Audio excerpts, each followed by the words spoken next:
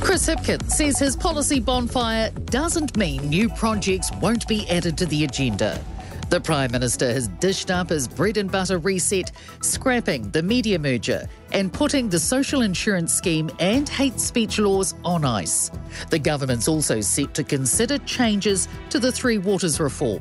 Hipkins says this was about providing certainty in areas where people had been asking for it. Next week, when Parliament resumes, I'll do a speech to Parliament, as is tradition every year, which will set out the government's work programme for the year, and that will talk about the things that we are going to be progressing during the course of the year. Some business leaders won't be mourning the loss of the social insurance scheme. It would have seen workers receive 80% of their wage for 7 months if they lost their job through no fault of their own. It would have been funded by levies on wages and salaries.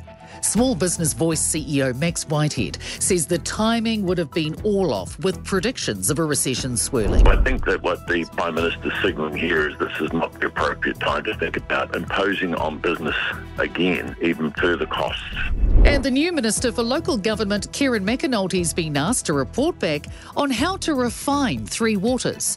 But the Prime Minister remains adamant the need for reform is unquestionable.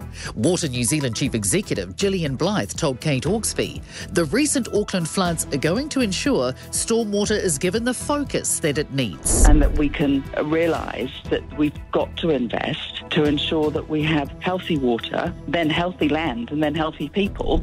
Anger is growing among local people in Turkey over what they say is a slow government response to the rescue and relief effort. The confirmed death toll from Monday's quake, which struck a swathe of southern Turkey and neighbouring Syria, has risen to more than 11,000 people in both countries.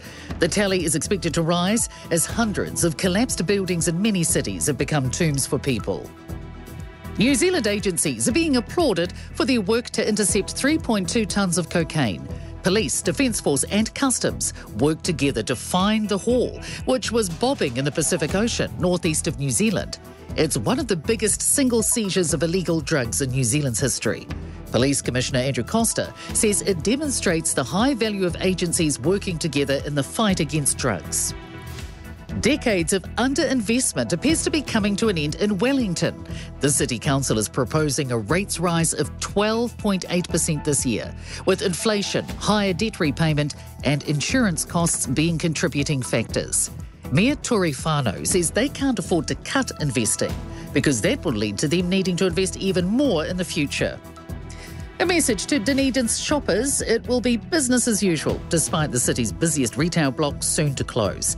The city's main George Street is midway through a multi-million-dollar upgrade, and focus will soon shift to the Golden Block.